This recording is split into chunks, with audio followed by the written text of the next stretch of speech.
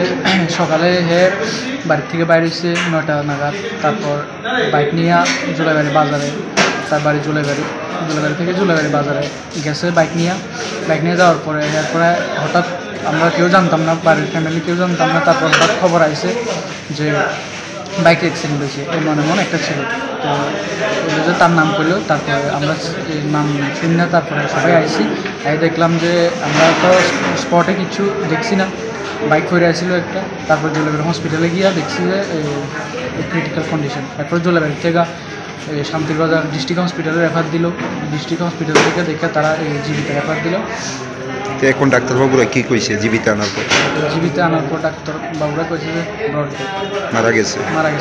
এখন অব্দি জানতে পারছেন কিভাবে হয়েছে দুর্ঘটনা? এখন পর্যন্ত জানা গেছে। স্থানীয় যে ঘটনা হয়েছে তার মানে স্থানীয়দের সঙ্গে কথা হয়েছে? স্থানীয়দের সাথে এখনো কথা কইতে পারছি না, কিছু জানছি না। বাইক নিয়ে উনি কোন জায়গাতে গেল?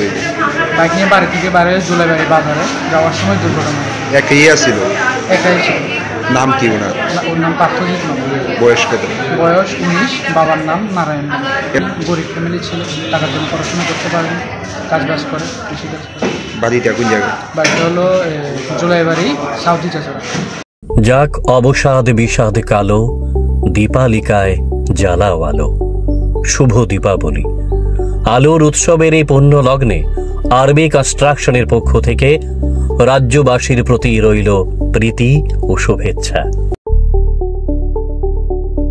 স্বপ্নের বাড়ি কিনবেন ভাবছেন? দেরি না করে চলে আসুন আরবি কনস্ট্রাকশনে। অত্যাধুনিক সুযোগ সুবিধা সহ আপনার সাধ্যের মধ্যে ফ্ল্যাট পাবেন আমাদের এখানে। রয়েছে ব্যাংক লোনের সুবিধাও।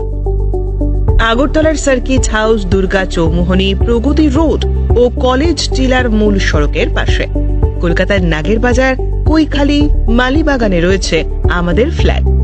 প্রতিটি ফ্ল্যাটে রয়েছে পার্কিং ও লিফটের সুবিধে, পরিশোধিত পানীয় জল, জেনারেটর সহ আলাদা ট্রান্সফরমার।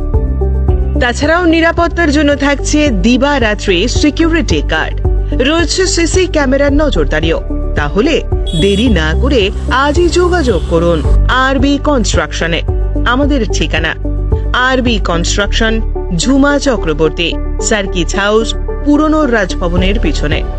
যোগাযোগ 8787495180 এবং 9436123139 এই নাম্বারে।